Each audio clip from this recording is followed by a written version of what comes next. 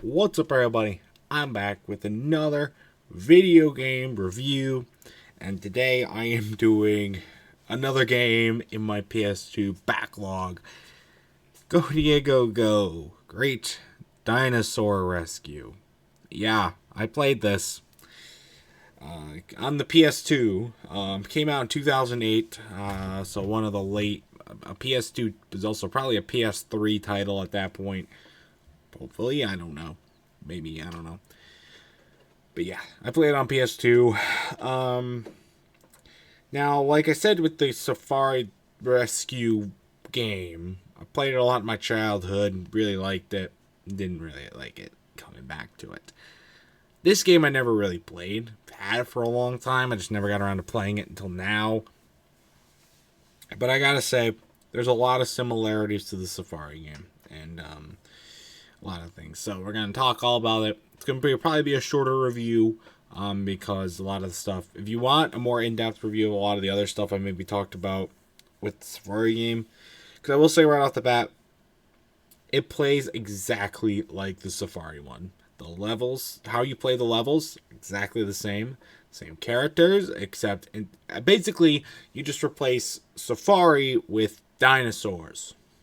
Basically the same game, and the story is a little different, like this much different, but otherwise you got the same premise as the Safari game. Same graphics, moves like a maze, lots of stuff that you don't actually collect or do. You can't lose. They utilize the select button to skip stuff, which is just weird. The analog stick thing when you're climbing, it's when you're doing both of them, same stuff. Pretty much Diego hop in the tree, that kind of thing, all the same stuff. The only difference is the dinosaurs, like I said, they do Maya for a Mayasaura, which is yeah, about as crazy as you think it was. Yeah, and she doesn't get turned to stone. There's no like witch. You just have to return her to her family, which you do multiple times in little mini things throughout the entire game, which kind of makes it pointless. And again, it's a fast game. Took me like an hour to do it, maybe a little over an hour to do the whole game. Of course, I kind of sped run it. I didn't collect all the patches or the badges or whatever, but I did all the levels and I did all the different challenges. I mean, obviously, if you spent a little more time on this game and actually tried to 100% complete it, it might take you about 2 hours, maybe a little less than that. But if you ever try to 100% complete this game, what are you doing with your life? Just saying. There are some stuff though that's not in the Safari game that's in this one. There's a few quite noticeable changes or differences or like things that are unique to the game. One is that the dinosaur names designs are very inaccurate.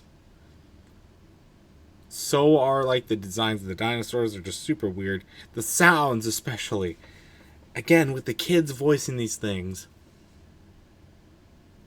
Why? Why? Oh my god, it's unbearable to listen to because you have to listen for the sounds that they make. So that's like one of the sections of the level. Like there's 3 things you have to do per level. There's 4 levels, not much at all. It's really each thing's its own level. So I guess 12 levels. But God, the noises, they're gonna traumatize me forever. Oh boy, a lot of them are just awful. But they're all inaccurate. I mean, they're okay. Some of them are fine, but and then getting out of the tar pit, I mean, that's also kind of inaccurate. It's not a sign of the times, I guess you'd say. One thing I really noticed is that the steeper, like when you're going uphill, either on like a skateboard or walking or running, I guess, the steeper the incline, the faster Diego moves. Especially noticeable with the skateboard. So yeah, it's just it's like big rigs level defying gravity kind of thing. It's kind of funny to me. The backpack guy freaks me out. I know he was in the last game. He freaks me the fuck out. Okay. I don't think his voice is accurate to what it is in the show. I don't know. It's been 20 fucking years since I've seen a episode of Go Diego Go, and I wasn't even live 20 years ago. At least the time making this. He freaks me out. He introduces himself like you're just meeting him the first time. He does that every time you need an item, which is at least 2 times a level, or 2 times a section. 4 sections. So you hear him a lot, and there's especially one. Most times he says, "Hi, I'm Rescue Pack," I think is his name.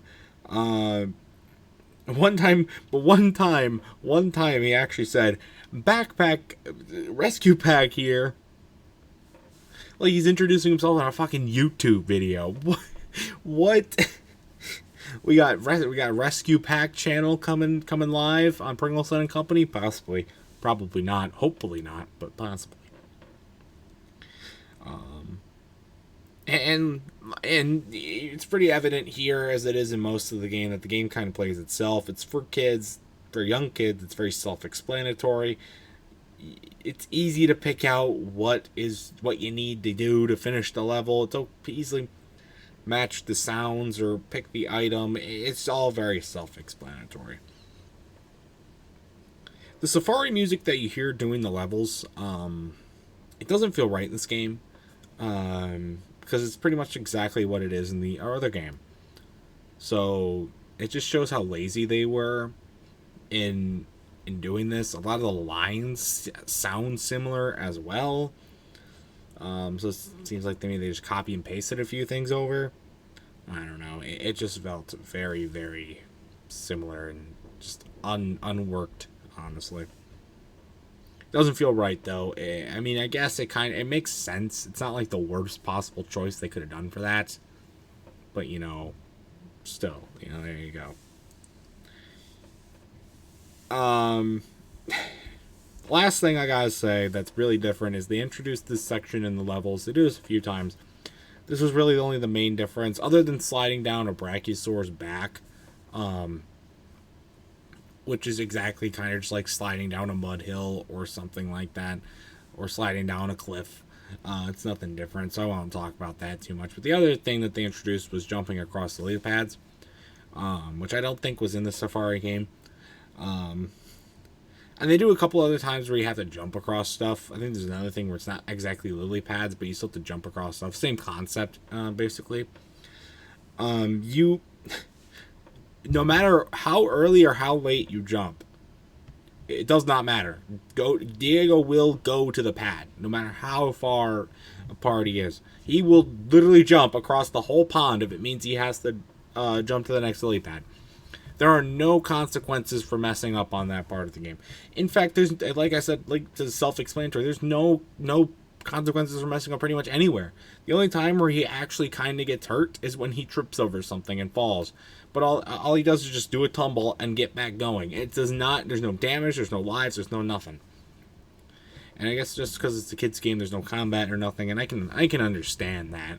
I don't know. Could you just make him restart or make the lily pads stationary so it made more sense instead of making them, because they move. You make him move and he can just jump halfway across the level to get to the next lily pad like it's nothing. It's crazy. And yeah, that's pretty much all my thoughts about this game. My final score is probably going to be a 5 out of 10. It's meant for kids, and it's a good game for kids, I guess. But, as you know, it does not age well, I guess, with its core audience. So, there you go. If you ever played this game as a kid or as an adult, God forbid, like I did, you can comment that down below, your thoughts about this game. And what games do you want me to play next? I actually found while I was playing this game during some of the cutscenes that you can just skip, but I let them go. You can I found a couple more games to add to my PS2 backlog, so that's pretty cool. But any other games you want me to play, let me know your thoughts about them in the comment section down below. Until next time, I will see you guys later. Goodbye.